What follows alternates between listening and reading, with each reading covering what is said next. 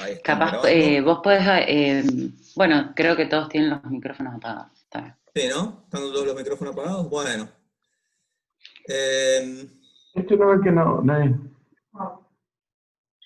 Simplemente para contarles a todos algunos aspectos referidos a lo que está sucediendo en el hospital, eh, el ritmo de la pandemia en nuestro hospital, antes de darle paso a María Emilia, que va a dar otros aspectos relacionados a la situación tanto país y también incluso internacional, ¿sí?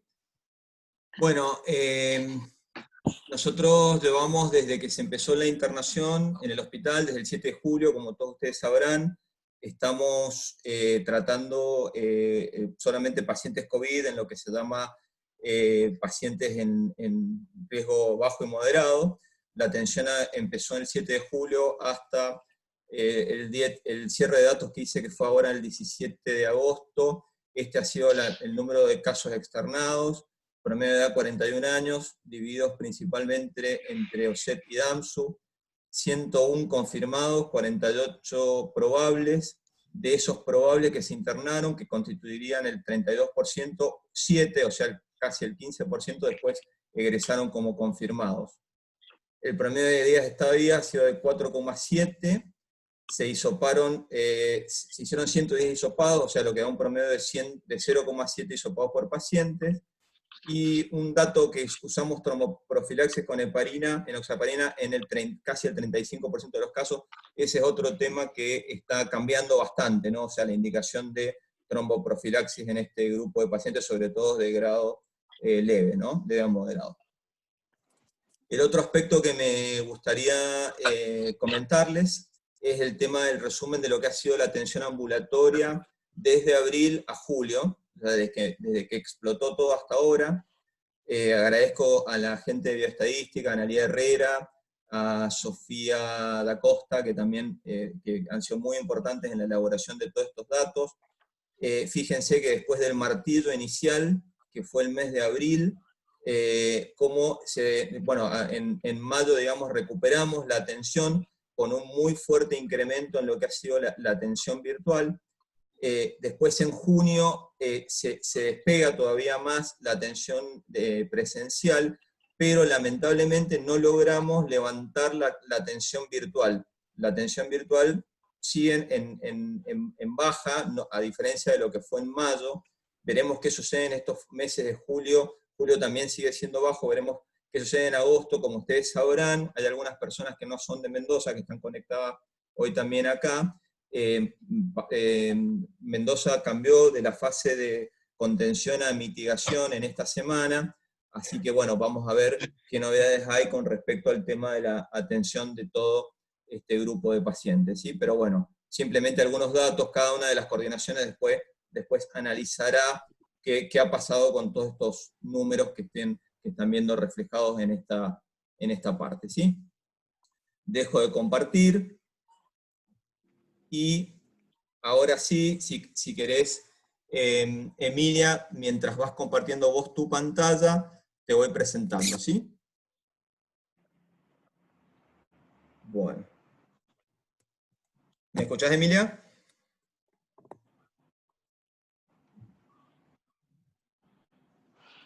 Bueno, María Emilia Clement. María Emilia Clement es médica neuróloga del Hospital Privado de la Comunidad de Mar del Plata, junto a todo un grupo de investigadores unidos por la ciencia, generaron un sitio de internet que ella les va a comentar, que se llama Decodificar COVID, donde lo que hacen es básicamente analizar el ritmo de la pandemia con distintas estadísticas, gráficas, que nos pareció a todos muy interesantes de compartir, de que todos los podamos ver, y sobre todo con una mirada de determinados datos que no los ven publicados tan fácilmente. Ellos lo que hacen es recolectan a partir de los datos del ministerio y van comparando con otros sitios que también ella va a comentar. Así que, bueno, tiene tan solo 32 años y ha sido alumna de algunos de nosotros. y la verdad que es un gran placer esta mendocina que está trabajando muy fuertemente en este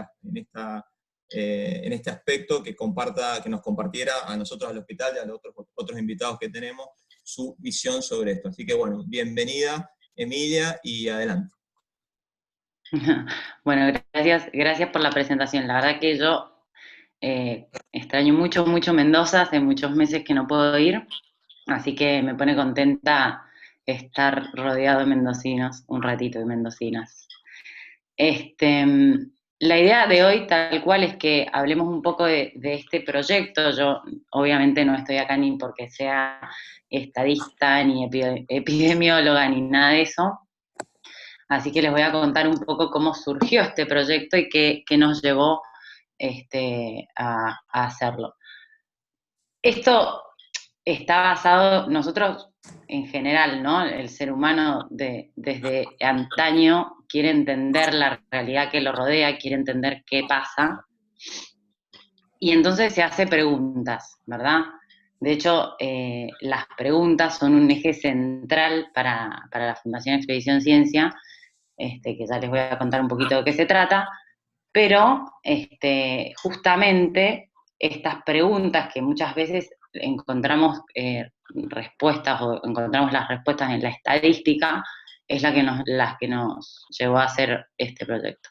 La estadística obviamente no responde todas las preguntas, sino algunas, sobre todo las que están basadas en datos, que son datos distintos, y muchas veces es controversial porque las respuestas que da la estadística no son únicas, no son fáciles, y en eso estamos justamente en tratar de entender qué pasa. Vino la pandemia después y surgieron nuevas preguntas en todos nosotros, más relacionadas a lo que estaba pasando, por qué había récord de contagio, cuál era la curva que estábamos achatando, si estábamos peor o no estábamos peor, cuándo iba a colapsar el sistema de salud, si me contagio, qué chances tengo de morirme. Bueno, y todas esas preguntas que tenemos andando por ahí y que nos apabullan en esta época, son las que vamos a tratar de ver juntos. Nace decodificar.org, ese es el site, ahí estoy viendo que me faltó una W. Esto es un proyecto auspiciado, digamos, por la Fundación Bungibón, en alianza con Expedición Ciencia. Somos algunos de Expedición Ciencia y otra parte la pone la Fundación. Y nuestro objetivo es que uno, al ingresar a este sitio, encuentre información básica actualizada sobre COVID, y ustedes dirán qué hay de nuevo en eso, pero digamos, lo más importante para nosotros acá es el fin educativo, ¿sí? Queremos que las personas cuando entren encuentren datos confiables, por eso nuestras fuentes son oficiales, y además datos actualizados, pero esto no es un repositorio de datos, porque hay 1.000 millones, sino que le queremos poner quizás esa cuota más de educación, de usar esto que nos pasa para aprender un poco y para ser ciudadanos más críticos con los datos. Entonces, bueno, los invito a que veamos algunos ejemplos de eso. Seguramente no va a quedar respondido todo, ni mucho menos, pero después podemos charlar algunas cosas. Vamos a ver, empecemos con este gráfico que vemos todos tan a menudo. Este es el gráfico de casos acumulados totales en la Argentina, ¿verdad? Y el problema que tiene este gráfico, sube, y es como que no nos dice mucho. O sea, mirando este dato, mirando estos gráficos, no podemos saber demasiadas cosas y contestar estas preguntas que nos hacemos. Además, ya todos sabemos que ese número de casos positivos depende de muchísimas cosas, sobre todo del criterio de casos sospechosos, del número de testeo. Entonces, vamos a ver qué podemos sacarle mirando un poquito mejor. Hablando de la escala que hay acá, así en el eje Y, en el eje vertical, como siempre vemos este gráfico, es una escala lineal, ¿sí? Quiere decir que cada punto está separado del siguiente. ¿Ustedes ven mi cursor? No sé. Cada punto está separado del siguiente por una distancia que es igual a la distancia que separa este punto del próximo, ¿sí? es un estilo de matemático, de gráfico, que nos resulta bastante intuitivo, estamos muy acostumbrados a ver, pero tiene este problema, digamos, acá, en esta parte, en marzo, en abril y mayo, como sabemos, pasaron muchas cosas. Por ejemplo, pasó el aislamiento obligatorio, pasó la cuarentena, y acá como que no vemos nada. Esos datos, que son chiquitos, que eran los del principio, pero que son importantes, quedan como tapados por la cantidad, la velocidad de crecimiento y la cantidad de casos que se vino después, ¿sí? Entonces, ¿qué pasa? Esto es un gráfico, la escala lineal es un gráfico que nos sirve para evaluar procesos de crecimiento quizás más lento. Por ejemplo, podría ser prestar un libro, ¿sí? Si voy a prestar un libro, cada persona puede tener el libro en un momento, ¿sí? En cambio, en una enfermedad contagiosa o en otros procesos que tienen velocidad de crecimiento más rápido, una persona que contagia a dos accidentalmente, esos dos ya pueden contagiar a otros dos y esto me da una velocidad de crecimiento que es muchísimo más rápida y que da estos gráficos que hay que transformar un poquito, ¿sí? Fíjense que acá, por ejemplo, en el caso del libro prestado, los nuevos casos diarios van a ser siempre los mismos, son siempre uno. En cambio, en una enfermedad contagiosa como el COVID, los casos nuevos diarios son cada vez más, ¿sí? Son distintos el uno del otro, por eso cada día hay récord de casos. Entonces, esta es digamos, el truquito que tenemos que hacer con estos gráficos, en estos procesos que son exponenciales, ¿sí? Miren espérenme, voy a correr esto acá. Miren lo que pasa en el eje vertical, ¿sí? Acá tenemos la escala lineal, y lo que vamos a hacer es transformarla a escala logarítmica para ver mejor qué está pasando con los números chicos. Entonces vamos a hacerle como si fuera un zoom, vamos a ampliar la parte donde los casos eran poquitos, donde había números chicos, y vamos a achicar donde eran grandes, ¿sí? Fíjense lo que pasa en la escala, en el eje lineal, en el eje vertical, ¿sí? Y la parte verde, que era de poquitos casos, se aumenta. Obviamente, cabe decir que acá no estamos modificando los datos ni nada, sino hacemos esta transformación de la escala para ver un poco mejor, ¿sí? Y entonces, transformando la escala de lineal a logarítmica, entendemos mejor qué pasa. Ahora esto, que es el aislamiento, por ejemplo, y antes no entendíamos qué efecto tenía o no lo podíamos ver, ahora vemos claramente cómo tuerce la curva, ¿sí? En este gráfico, antes, ¿se acuerdan? Cada punto estaba separado del otro por una distancia que era igual al siguiente. Ahora lo que sucede es que cada punto se separa del otro por la velocidad que se necesita para llegar al mismo. O sea, el tiempo que se tarda, por ejemplo, en ir de 1000 casos a 10.000 casos, va a ser el mismo que se tarde en ir de 10.000 a 100.000. Eso es lo que hace la escala logarítmica. Y justamente me da la posibilidad de ver las pendientes y me va a dar la posibilidad de entender mejor la velocidad y el tiempo de duplicación. Entonces vemos cómo en Argentina empezamos con un tiempo de duplicación de 3,2 días, ¿sí? Cómo se tuerce después y cómo se va aumentando, ¿sí? Entonces, lo más importante de esto, que prestemos atención cómo son las escalas cuando miremos los gráficos, porque esta escala, la semilog o logarítmica, nos da muchísima más información.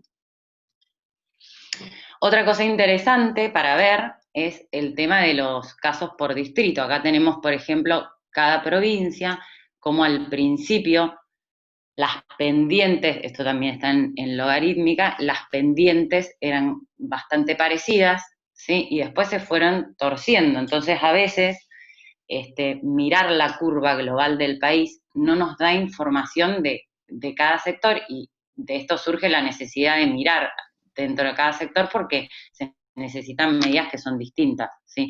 Imagínense que acá lo estamos separando por provincia, ¿sí? Emi, un segundo. Arriba, si querés, tenés un sector que dice habilitar, que si querés de ahí podés habilitar el cursor, así podés ir señalando lo que estás mostrando, ¿sí? Porque no te aparece el señalador. Ay, sabes que no sé cómo. En donde dice visualizar opciones, ahí. A ver. Zoom. Específicamente del Zoom. A ver. Es que no puedo. A ver ahí. Ahí está. Bueno, ahí está. Sí. Bueno, ahí vemos en marzo todas las pendientes. Voy a tratar de... Ahí se ve el cursor. No sé, no importa. No. Bueno, no importa. Le hablo de la exacto, imagen y así. no señalo. Entonces vemos al principio así como la curva era parecida y cómo después van pasando cosas totalmente distintas. Imagínense que acá lo estamos separando por provincias. ¿Qué pasaría si pudiéramos separar incluso por ciudades, ¿no? O por distritos. Entonces vemos, esta es la curva de todas las provincias. La total del país se parece bastante a la de Buenos Aires y a la de Cava. Y todo esto que yo estoy mostrando lo pueden ver en la página actualizada. Hoy, al día de hoy, digamos, hay provincias que tienen una pendiente alta con un tiempo de duplicación, digamos, más bajo, entre 5 y 15 días, entre la que está, por ejemplo, Mendoza, ustedes lo sabrán, Santa Fe, Entre Ríos, Salta, además. Después vienen este grupo de provincias que tiene un tiempo de duplicación más intermedio, Jujuy, Córdoba, Río Negro, Tierra del Fuego y Santa Cruz. Y, oh sorpresa, por ejemplo, ahora Buenos Aires y Cava tienen un tiempo de duplicación de más de 25 días, ¿sí? O sea que, fíjense qué importante es mirar la pendiente y no solo el promedio global, ¿no? Por ejemplo, acá tenemos el caso de Buenos Aires versus Mendoza, como la pendiente es súper distinta. Bien. Después otra cosa que nos pareció interesante también de ver en la página era el tema de achatar la curva, porque estamos escuchando todo el tiempo esto de que estamos achatando la curva y al mismo tiempo vemos esa curva que crece, que no parece para nada achatada. Entonces dijimos, bueno, la verdad es que estaría bueno discriminar de esa curva que solemos ver cuáles son los casos activos. El subgrupo de casos activos es muy importante porque es el que puede utilizar los recursos del sistema de salud, ¿sí? Y además transmite el virus. Las personas que ya están recuperadas, ya están fallecidas, tendría que sacarlas para poder evaluar el impacto de la pandemia hoy sobre el sistema de salud. Y eso no es un gráfico que solamos ver. Entonces, tratamos de armarlo, ¿sí? Estaría buenísimo tener las camas globales del país, pero es un dato que no hay. Conseguimos el de las camas UTI, y entonces vemos, ese es el techo de nuestra curva. Ven la línea, digamos, violetita, es el techo de nuestra curva, que va a estar dada por las camas de terapia, y ese escalón que ustedes ven ahí, que de repente sube un poquito a finales de marzo, son más o menos 2.000, casi 3.000 camas de terapia que se adquirieron con la cuarentena. Si pasamos de tener como unas 8.500 a unas 11.500, más o menos el 30%. Como una escala logarítmica se ve súper chiquito, pero se aumentó más o menos el 30% de las camas de terapia. Y entonces acá vemos los internados en UTI, que son justamente la curva que tiene que permanecer debajo de ese límite, de ese techo, ¿sí?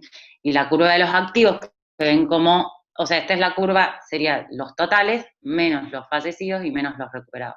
Y vemos que baja, vieron que hay un piquito ahí como que baja el escalón, y eso es cuando cambió el criterio de que los recuperados ya no tenían que testearse, entonces hubo muchísimo más recuperados de un día para el otro y bajaron los activos, ¿sí? Entonces, cuando ustedes quieran, se pueden meter a la página, digamos, y hacer ese seguimiento de cómo va la internación en UTI y las camas, ¿sí? Sería genial discriminarlo por distrito o por provincia, pero bueno, ese dato no existe. Y ahí la flecha que les muestra cómo subieron las camas de terapia. Otra cosa también importante que todos sentimos, ¿no? Esto de achatar la curva trae aparejado, si bien ganamos en posibilidad de adquirir recursos del sistema de salud y demás, trae aparejado que la curva sea muchísimo más larga, ¿sí? Muchísimo más larga. Bien. Y después vamos a hablar un poquito de muertes totales, como un mejor veníamos hablando que los casos activos tienen ahí escucho a alguien, tienen alguna contra, digamos, que está porque dependen en bastante medida de los criterios de cada país para testear, para definir casos, y entonces las muertes totales son como un indicador, un proxy que es, depende en menor medida de esos criterios. No es por supuesto no es un indicador perfecto, porque hay países que, no sé, no contabilizan los muertos que no tuvieron test positivo, o no contabilizan los muertos que no murieron en el hospital. O sea que no es perfecto, pero es bastante más limpio. Con una única salvedad, digamos, que es que está atrasado en el tiempo. Entonces acá vemos la curva más violeta, más oscura, es los casos positivos diarios de la Argentina, y después lo que hicimos fue graficar los números de muerte, haciendo la trampita, por supuesto, de aumentar la escala, porque los casos nuevos diarios son cientos o miles, y las muertes son decenas. Entonces aumentamos la escala de las muertes como para que quedaran en el mismo nivel, y fíjense cómo es interesante, la curva tiene el mismo dibujo, incluso tiene el mismo acodamiento acá, al principio, al día 25 más o menos. Entonces es un indicador bastante mejor, pero acordémonos que está atrasado en el tiempo. Y en la Argentina, más o menos, tiene un promedio de atraso de 12 días, ¿sí? Es importante conocer ese número porque, por ejemplo, en otros países, esto se ve muchísimo mejor en los países que ya pasaron el pico, por ejemplo, Alemania, donde seguimos viendo lo mismo, o sea, la curva tiene una forma muy similar, la de muertos y la de casos activos, es como el calco, pero en Alemania se ve un atraso de 15 días, ¿sí? Y en España, por ejemplo, ese atraso que también vemos, fíjense que la curva también es igual, y tiene un atraso de 5 días. Esto puede estar dado, por ejemplo, en Alemania se dice que es porque testean antes, en España después, o hay atrasos en los resultados de los test, y por eso se ve ese delay que es distinto, pero sabiendo este delay, uno puede comparar países con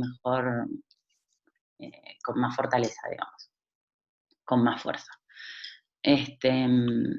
Uy, se me fue, bien.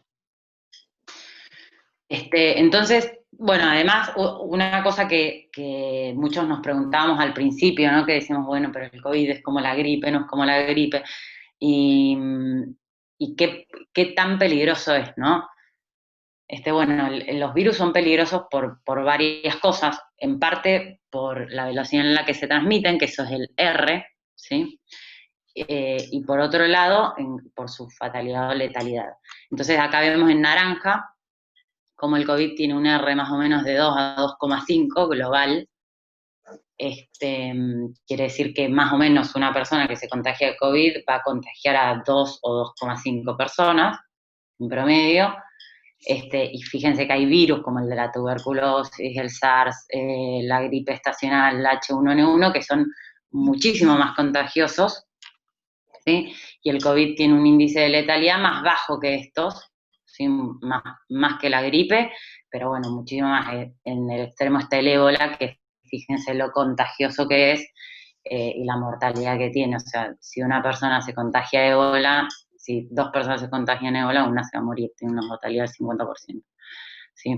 Entonces, esto que es un artículo de Nature, no es de codificar, es como para ver en dónde ir con respecto a otros virus, ¿sí? Una cosa que hablamos con Flavio la otra vez, el R, obviamente está promediado, entonces muchas veces pasa, como les pasó en Mendoza, que una persona contagia a un montón de personas, no sé, si hay 10 personas con COVID, 9 no contagian a ninguna y una contagia a otras 10, el R va a ser de 1, ¿sí? Porque es un promedio. Entonces ahí está la importancia del distanciamiento social, ¿no? Bien.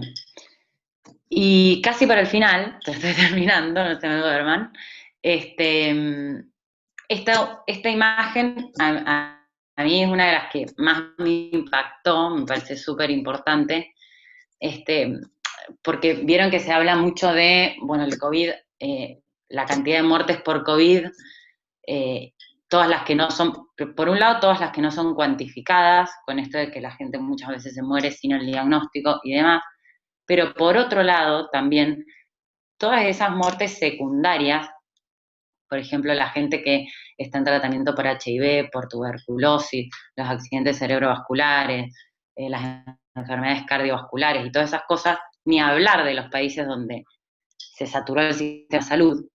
Entonces, todas esas muertes que no estamos pudiendo del todo medir o contar, ¿sí? ¿Cómo las vemos? Porque son impacto de COVID también, ¿no? Entonces, eso es una como de las preguntas más grandes. Y a su vez también se habla de todas las muertes que han bajado, por ejemplo, los accidentes de tránsito, ¿sí? Entonces, es del Financial Times, el New York Times también tiene uno parecido, un poquito más desactualizado. Es muy interesante, porque lo que ellos hacen es, agarran, digamos, la mortalidad por cualquier causa, no importa por qué se murió la gente un determinado año, ¿sí? En un país. Todas las muertes. Y las comparan con las muertes del 2020, por semana, ¿sí? Entonces, esto nos, digamos, nos saca todos esos sesgos, porque estas muertes que son en exceso, tienen en cuenta a las personas que por la saturación del sistema de salud murieron, tienen en cuenta las muertes que disminuyeron también, o sea, esto es el impacto real del COVID, ¿sí? Por eso esta imagen me gusta tanto. Y fijémonos, ven, la línea gris son las muertes por otros años, y por ejemplo, no sé, fíjense en Inglaterra, 65.000 más muertes que el año anterior. Creo que Inglaterra hoy reporta más o menos 41.000 muertes por COVID. Sí, fíjense que son muchísimas más este año y un poco es por esto, por estas cosas que decimos, que por ahí son o muertes secundarias o muertes que no podemos contabilizar. ¿Sí? Hay algunos países, no sé, Sudáfrica, Alemania, Noruega, que no, quizás no tuvieron ese impacto, pero hay otros en donde es tremendo. ¿Sí? Fíjense, no sé, Ecuador, Italia, 48.000 muertes más que años anteriores, Brasil, miren Chile. Así que esto es, digamos, el impacto de esta enfermedad hoy. Y después, bueno, el tema de también al que estamos habituándonos, que es la comparación entre países. El gráfico vemos que cada representa un país con un cierto número de habitantes y una cierta cantidad de muertes totales por COVID. Y lo que podemos ver acá, si bien no es perfecta, es que hay una correlación, ¿sí? En donde a mayor número de habitantes hay más muertes totales por COVID. Entonces sabemos que uno de los ajustes que tenemos que hacer para compararnos con otros países es ajustarlo por la tasa de habitantes, ¿sí? Por la población. Por ejemplo, esta es una tablita de Our World Data, donde yo puse a la izquierda las muertes total por COVID. Y a la derecha, cuando las ajustamos por población, por millón de habitantes. Y fíjense cómo, no sé, por ejemplo, Estados Unidos, que es un país con muchísimos habitantes, pasa de estar primero a estar acá, Brasil lo mismo, y al revés también, fíjense cómo Bélgica pasa a estar entre las primeras filas, ¿sí? Entonces, esto es la importancia de ajustar por habitante. ¿Es el único ajuste que tenemos que hacer? Y no, seguramente hay muchísimas otras cosas que importan, por ejemplo, cómo es la pirámide de edad del país, cómo es la densidad habitacional, cómo son las condiciones sanitarias, qué hábitos tiene la gente del país y demás, qué sistema de salud y todo, pero bueno, esta es una de las como más rápidas y más a la mano que tenemos, no es la única. Bien. Y bueno, la pregunta del millón, ¿cuándo vamos a tener una vacuna? Esto nada, solo les quería acercar, ya vamos a tener en Decodificar dentro de poquito un tracker en español de las vacunas, donde ustedes se van a poder meter y ver algo parecido a esto. Pero bueno, en el New York Times hay un tracker que está bastante bueno. Están las dos aprobadas, que es la rusa y la china. Y esto que es interesante también es del New York Times, cómo le preguntaron a un montón de expertos, ¿sí?, en qué partes del proceso de fabricación de la vacuna se podía incidir para acortarla, o ellos creían que se podía incidir para acortar los tiempos. Ahí pongo el video. Bien. Y entonces, cada uno, digamos, cada uno opinaba, fíjense cómo se acortan los tiempos de la vacuna. Ahora, por ejemplo, se hacen trials que la fase 1 y la fase 2 la hacen juntas, o el proceso de aprobación de los organismos, de los entes reguladores es más rápido, ¿sí? Esas cosas. Bien. Y después, bueno, no sé si conocen, si lo han chusmeado, quería, para que ustedes, digamos, jugaran y tocaran con datos y escalas y demás, pueden ver, se sigue viendo mi pantalla, ¿no? A ver ahí. ¿Ven la página de internet? No. Sí, la ¿Vos página, ves, Flavio, de ourworldindata.org. ¿Lo ves? Perfecto. Bien. Genial, genial. Entonces, fíjense cómo acá ustedes se meten acá y ponen, no sé, lo que quieran. No, perdón. Emi, si querés hacer eso, tenés que poner stop compartir y volver a compartir, si querés mostrar lo que estás viendo en la web. Bueno. A ver. Tenés que poner stop compartir y volvés a compartir lo que estás viendo ahora en la página. Bien.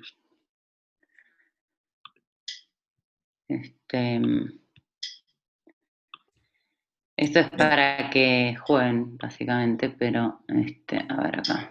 Mientras tanto, y mientras Emilia va incorporando lo que quería mostrar de la página, la importancia, ¿no, Emilia, de justamente uno de los principales mensajes a casa, ¿no? No solamente ver las curvas como nos las están presentando, sino ver las escalas semilogarítmicas, ¿no? Creo que ese es uno de los principales mensajes a casa que querés dar, ¿no?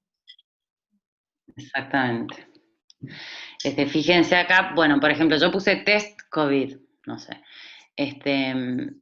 Hay de todo. De todo. Entonces ustedes pueden ver casos positivos, pueden ver muertes, pueden ver de todo. Y siempre hay estos gráficos que lo pueden ver así, ¿sí? Y además pueden seleccionar casi siempre, no sé, acá, por ejemplo, acá puedo agregar el país que yo quiera, ¿sí? Justo tenía seleccionado eso, pero puedo agregar cualquiera, o puedo poner todos. Y veo, por ejemplo, esto es test de COVID positivos. Lo puedo ver como tabla también, entonces lo puedo ordenar de mayor a menor, lo puedo ver en el mapa, y con esto todas las variables que ustedes se imaginen. Así que es una buena herramienta esta como para echar mano si quieren tener información actualizada. Interesantísima esa página. Sí. Volvé A mí me gusta Emi, mucho. a mostrar la última diapositiva, Sí. porque mucha gente se va a querer quedar con los datos tuyos para contactarte. Sí, y ahora... hacerte preguntas, volvé a compartir, así todos pueden ver esos datos de contacto, ¿sí? Dale. Mientras, ¿Para qué me está costando? los que quieran enviar preguntas están habilitados.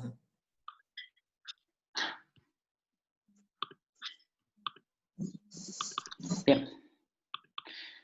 Habíamos charlado, Emilia, ¿te acordás? Entre otras cosas, contar la cuestión por ejemplo, que lo que habíamos visto, por ejemplo, la curva comparativa Argentina-Brasil en cantidad de casos, con y sin cuarentena, ¿no? Que te acordás que veíamos así datos crudos y se veía como que al fin y al cabo alcanzabas una curva de pacientes más o menos parecida, por supuesto ajustado por edad, pero vos lo que decís siempre es eso, ¿no? Ojo, ver las escalas logarítmicas. Sí.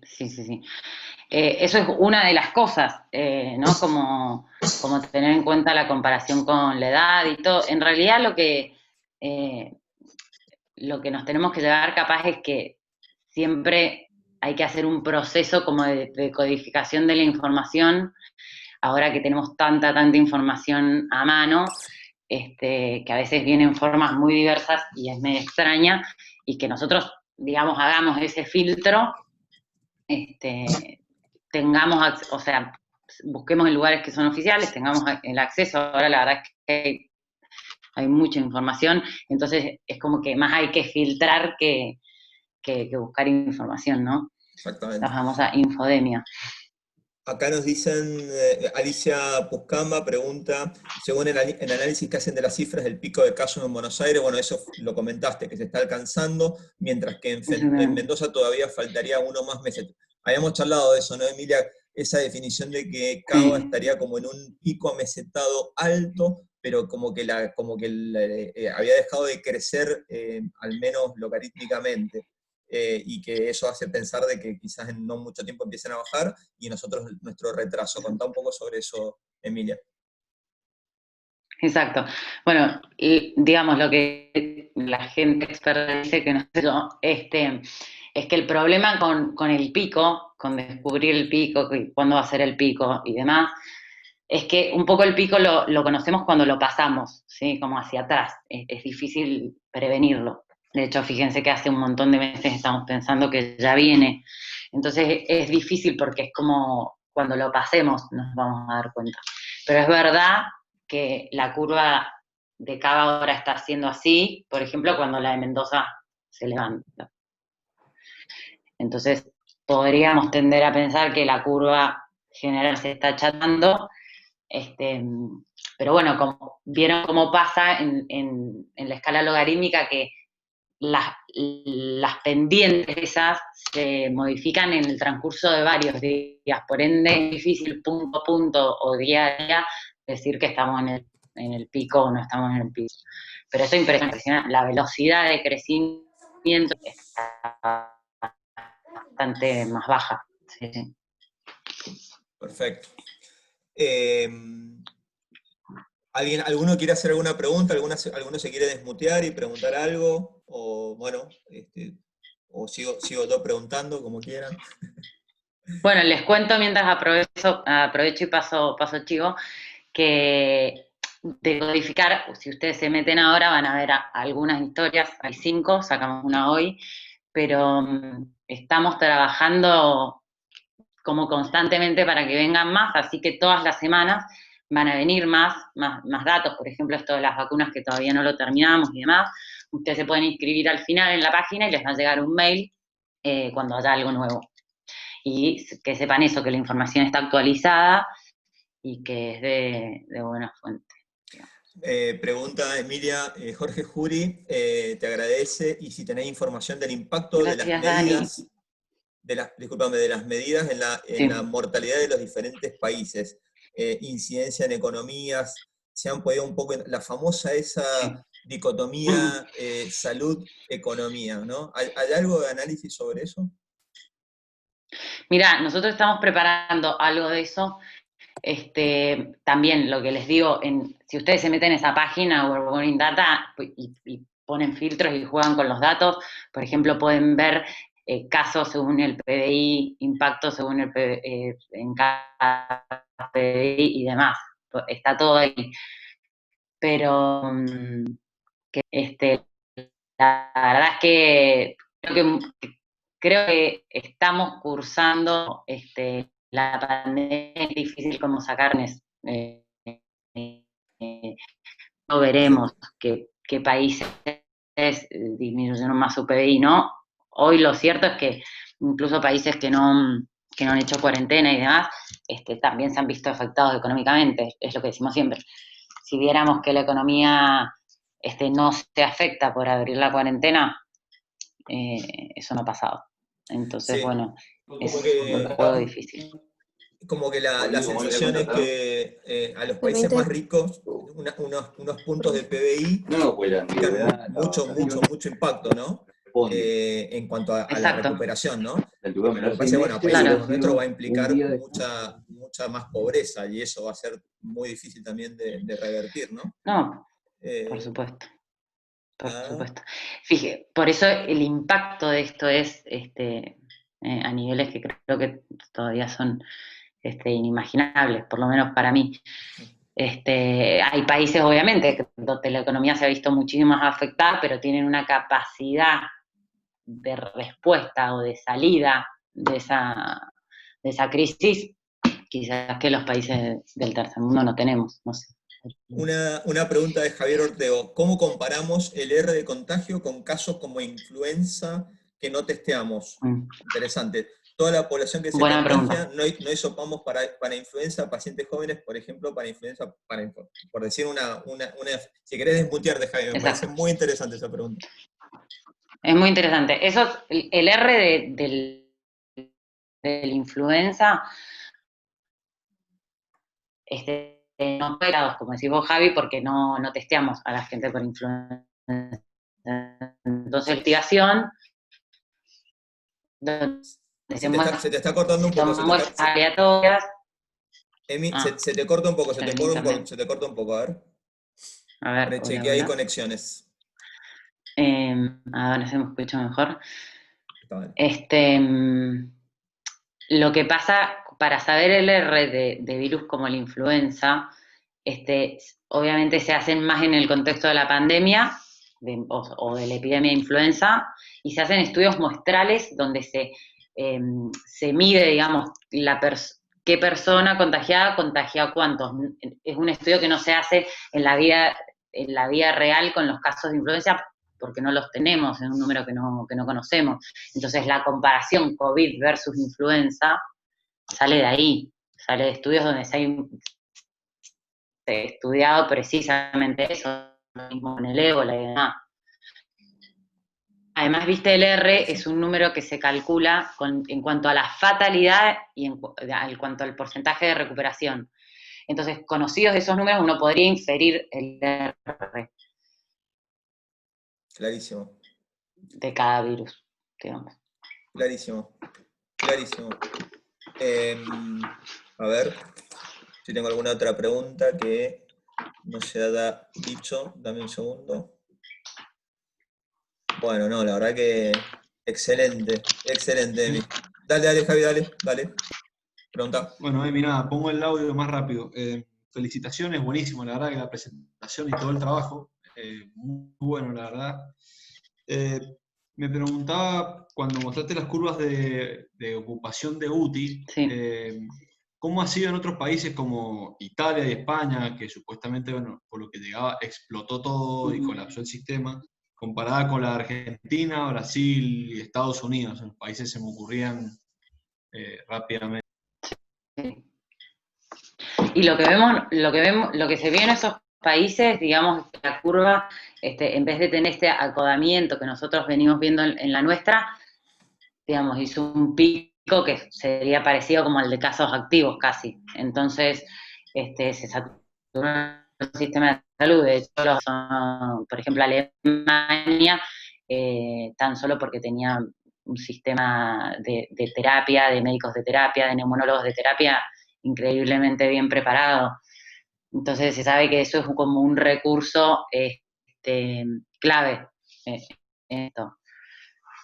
Nosotros ganamos camas de terapia, pero como vieron, estamos ahí. La elasticidad tiene un límite, por así decirlo. La elasticidad nuestra tiene un límite, y eso, por más meses que tengas de preparación, obviamente no lo vas a... Sí, lo que se vio, que es lo que dice Javi, es que esa ocupación en esos países que no hicieron cuarentena y demás, que no solo tuvo que ver con la cuarentena, también tuvo que ver con que los agarró antes y estábamos menos preparados a nivel mundial.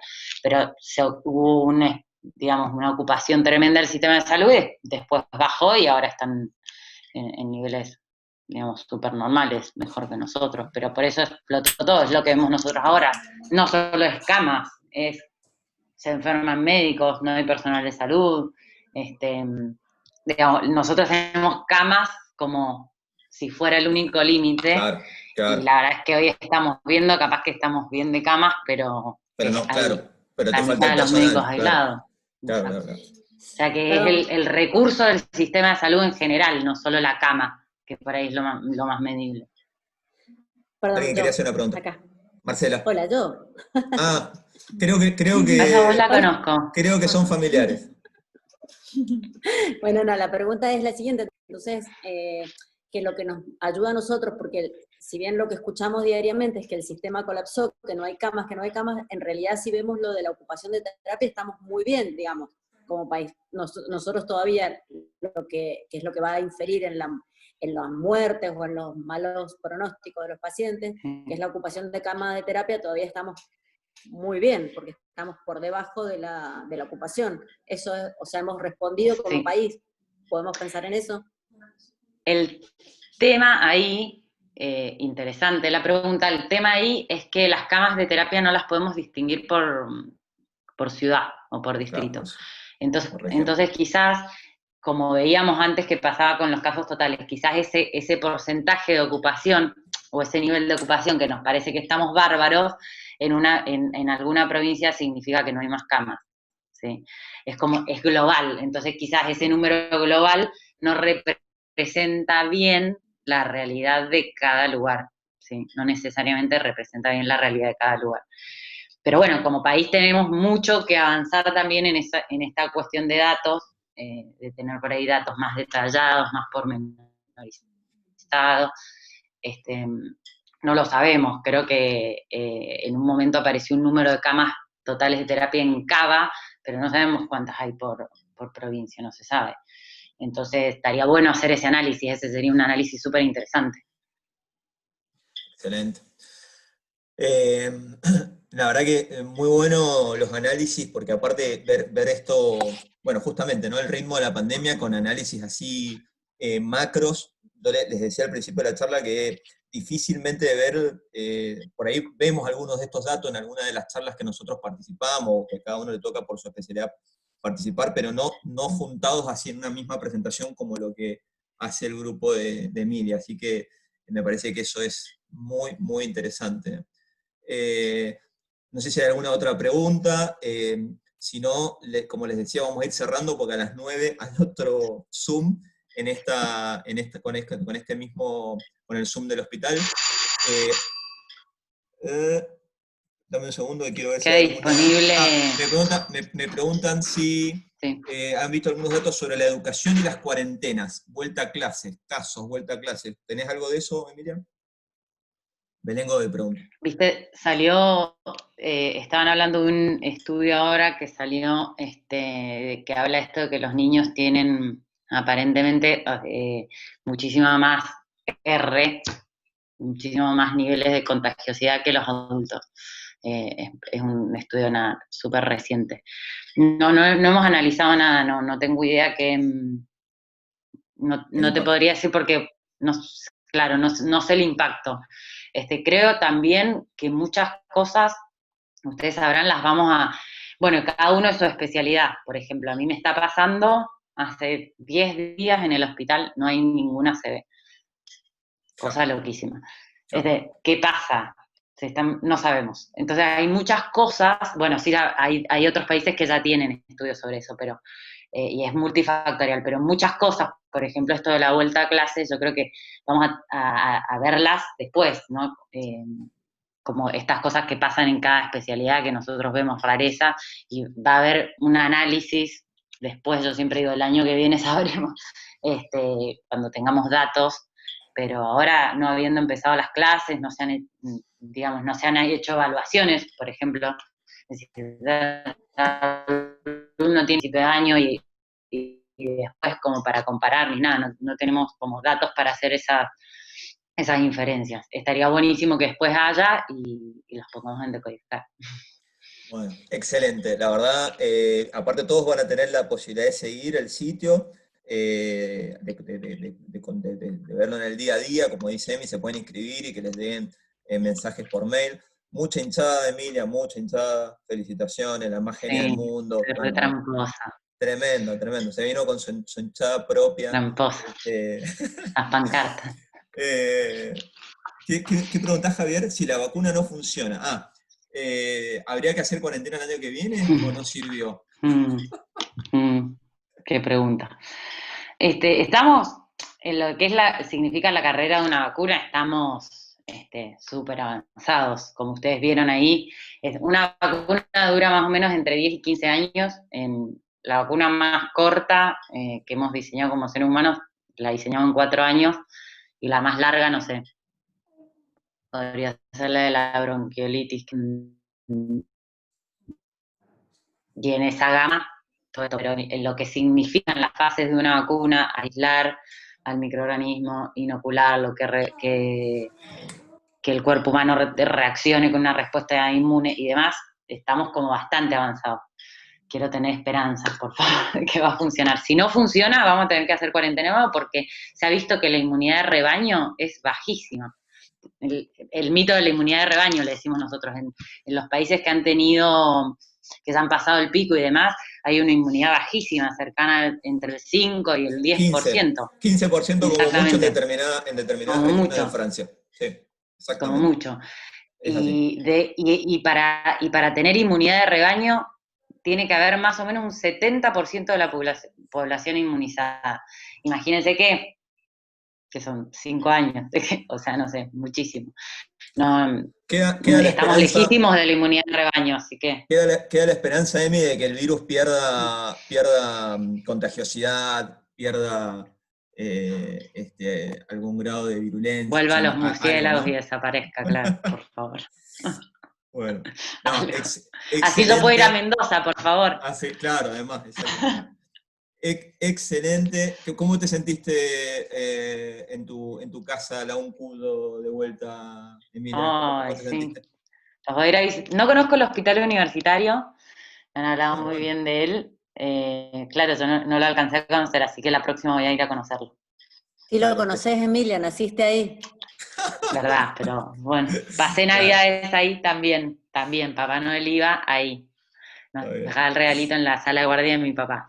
Pero bueno, lo quería conocer como hospital universitario. Sí. Excelente. Gracias de vuelta. Muchas gracias. Gracias por estar, por aguantarme.